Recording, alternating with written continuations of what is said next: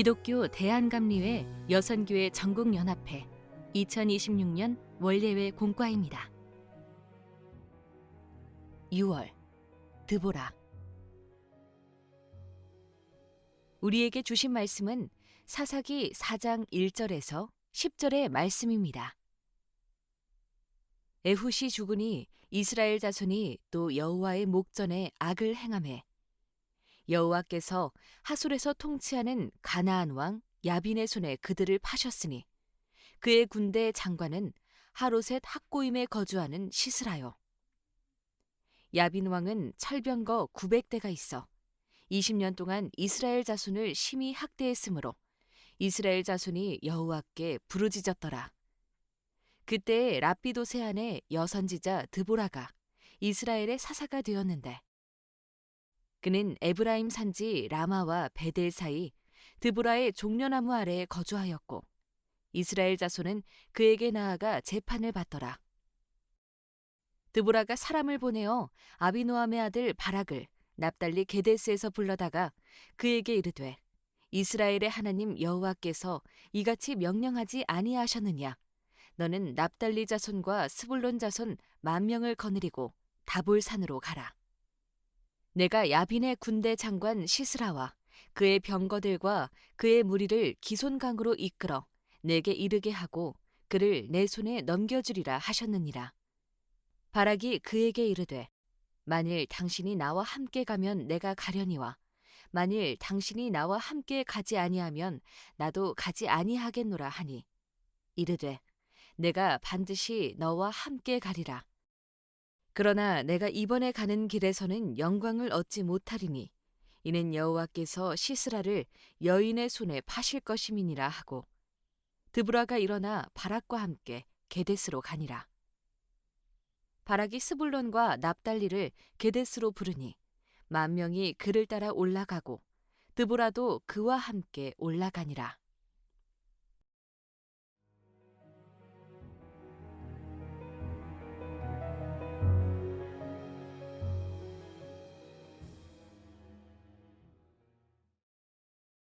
이스라엘 평야, 전쟁의 벌판. 북부 갈릴리 지역의 맹주는 하솔이었습니다. 그리고 하솔 지역을 다스리는 왕을 부르는 명칭이 야빈입니다. 이스라엘 평야를 가르지르는 기손 강가에 야빈의 군대가 집결하였습니다. 야빈이 남쪽으로 내려와 잠재적인 위협이 되는 이스라엘과 전쟁을 치르려고 한 것입니다. 야빈은 철로 만든 병거만 900대 넘게 보유한 군사 강국의 왕입니다. 이스라엘 사람들에게는 당시 철로 만든 무기가 없었습니다. 철로 만든 무기는커녕 불과 몇십 년 전 요단강을 건너 가나안 땅에 들어온 후 길갈에서 이스라엘 남자들이 할 일을 행할 때 모두 부싯돌 칼로 할 일을 받았습니다. 무기의 수준으로 보나 군인들과 군마들의 무장 상태로 보나 이스라엘 사람들과 하솔 왕 야빈의 군대는 비교 대상이 아니었습니다. 야빈에게는 오른팔과 같은 장군 시스라가 있었습니다. 야빈은 시스라를 앞세워 20년이 넘는 세월 동안 이스라엘 백성들을 괴롭혔습니다. 하나님께서는 이제 이 고통의 고리를 끊으시려고 마음먹으셨습니다.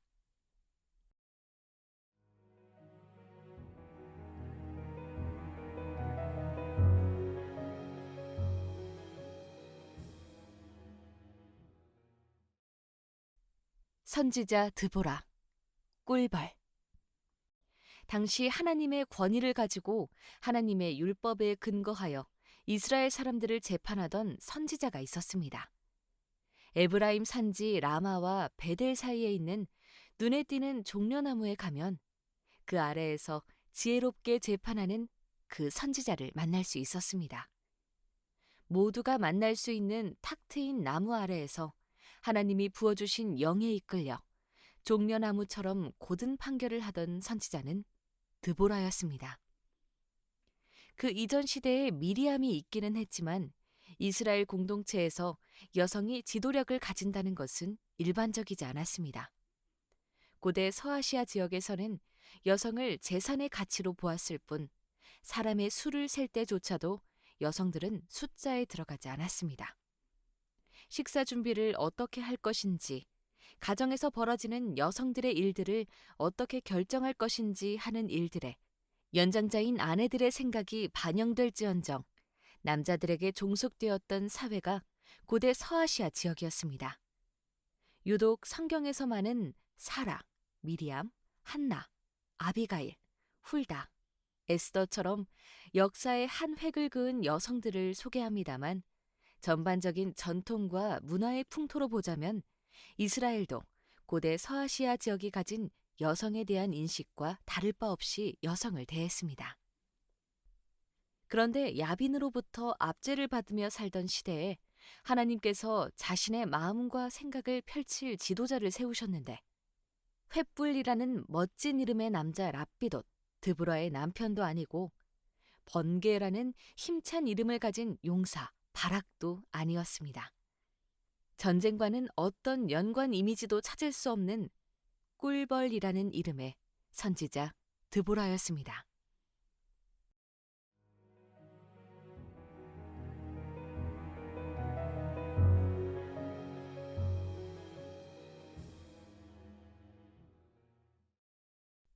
드보라 대 바락.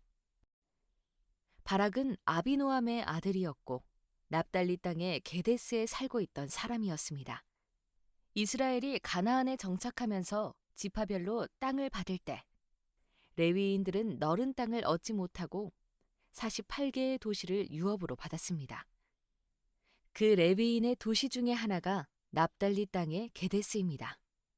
바락은 하나님의 성수와 가까운 거리에서 거룩한 일을 도맡아 하던 레위 지파 사람 중에 하나였던 것입니다. 바락은 레위 지파 사람으로서 힘센 용사였지만 용기 있는 사람은 아니었습니다. 드보라가 바락을 불러다가 납달리 자손과 스불론 자손 10,000명을 거느리고 다볼산으로 가서 야빈의 군대 장관 시스라와의 전쟁을 준비하라고 하였습니다.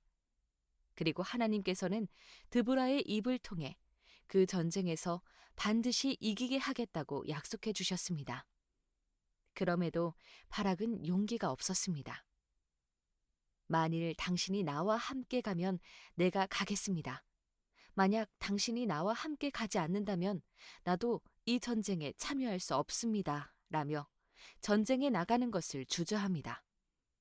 힘과 체격, 그리고 성별은 태어날 때부터 받은 육체적인 특징과 능력이지만 용기는 하나님이 부어주시는 것입니다. 반면에 드보라는 오히려 당당하게 이렇게 말합니다. 내가 반드시 너와 함께 가리라. 여자임에도 불구하고 드보라는 바락과 너무나 달랐습니다. 드보라는 하나님이 부어주신 지혜와 영으로 살던 사람이었기 때문입니다.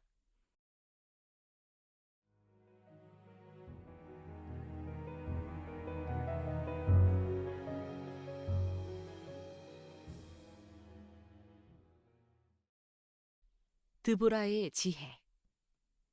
시스라는 병거를 이끌고 다볼산 아래 이스라엘 평야를 가로지르는 기손 강가에 진을 치고 있었고 병거가 없는 드보라와 바락의 군대는 다볼산에 진을 쳤습니다. 군사적으로는 이런 전열이 매우 자연스럽습니다. 병거는 평지에서 최고로 효율적인 자원입니다. 만약 이스라엘이 평지에서 전쟁을 한다면 병거를 상대로 이길 수 없습니다. 반대로 병거는 산에서 가장 취약합니다. 산지에 올라서면 병거는 무용지물입니다. 산에서는 보병이 최대의 효율을 낼 수 있습니다. 그러니 서로 유리한 지점에서 진을 치고 상대방이 오기를 기다리는 것은 현명한 전술입니다. 그런데 드보라가 바락에게 병사들과 함께 다볼산에서 내려가서 평지에서 싸우라고 명령합니다. 이 명령은 군사 전략의 측면에서 이치에 맞는 명령이 아닙니다. 아무리 많은 보병을 모았다 해도 병거만 900대를 갖추고 있는 시스라의 군대를 평지에서 만나는 것은 재앙과 같은 일일 수밖에 없습니다.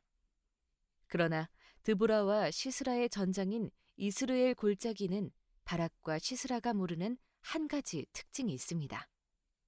이 지역은 원래 1년 내내 물이 풍부한 비옥한 농토인데 우기가 되면 땅 전체에서 물이 올라와서 동서로 약 40에서 50km, 남북으로 약 15에서 20km가 되는 너른 벌판 전체가 완전히 진창이 됩니다. 드보라는 그것을 알고 있었습니다.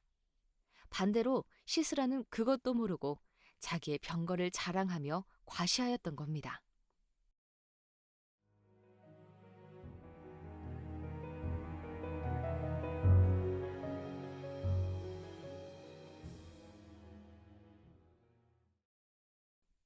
드보라의 승리.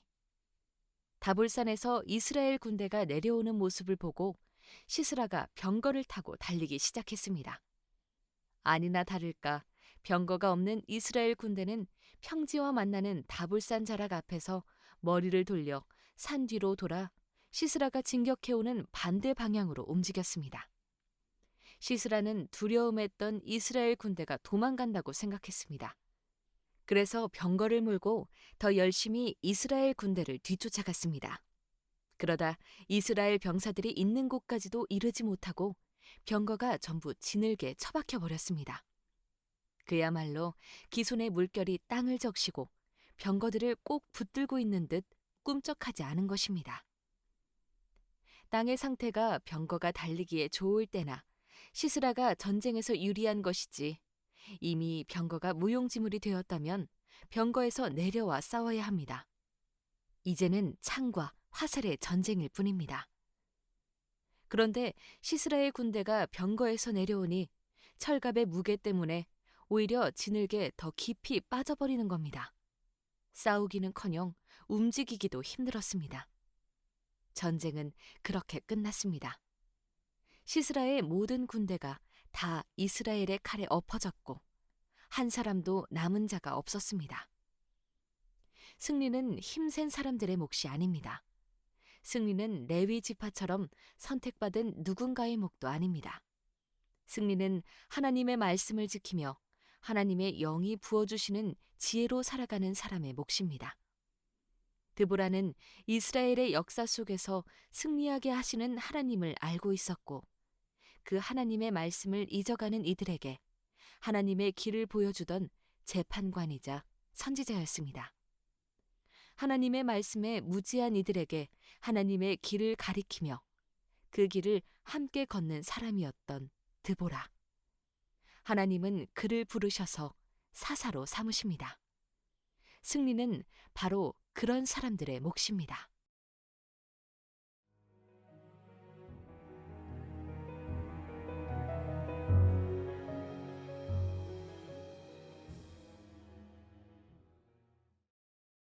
함께 기도하겠습니다. 오늘도 약한 자를 들어 강한 자를 부끄럽게 하시는 주님을 찬양합니다. 세상의 힘과 조건이 아니라 말씀에 순종하는 믿음을 기뻐하시는 주님을 바라봅니다. 드보라가 꿀벌처럼 부지런히 하나님의 뜻을 따랐던 것처럼 우리도 일상 속에서 주님의 길을 깨닫게 하소서. 두려움과 계산 앞에서 머뭇거리는 바락이 아니라 주님과 함께 담대히 나아가는 드보라의 믿음을 우리에게 허락하소서. 승리가 힘센 자의 것이 아니라 말씀을 지키는 자의 것임을 잊지 않게 하시고 우리의 인생의 전장마다 주의 뜻이 이루어지게 하옵소서. 예수 그리스도의 이름으로 기도드립니다. 아멘.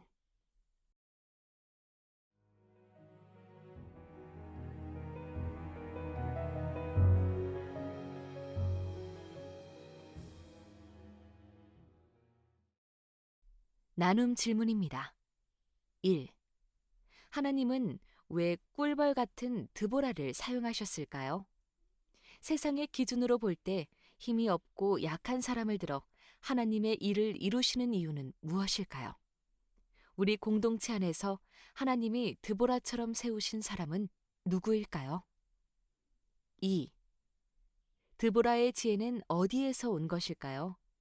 인간적인 계산으로는 도저히 이해할 수 없는 산에서 내려오라는 명령을 드보라는 어떻게 내릴 수 있었을까요? 오늘 우리가 하나님의 뜻을 분별하고 순종하기 위해 가져야 할 태도는 무엇일까요? 3. 승리는 누구의 몫인가요? 바락의 용기보다 드보라의 신앙이, 병거보다 말씀의 순종이 승리를 만들었습니다. 우리는 지금 무엇을 신뢰하며 싸우고 있나요? 우리에게 하나님의 말씀을 지키며 살아가는 삶의 자리는 어디일까요?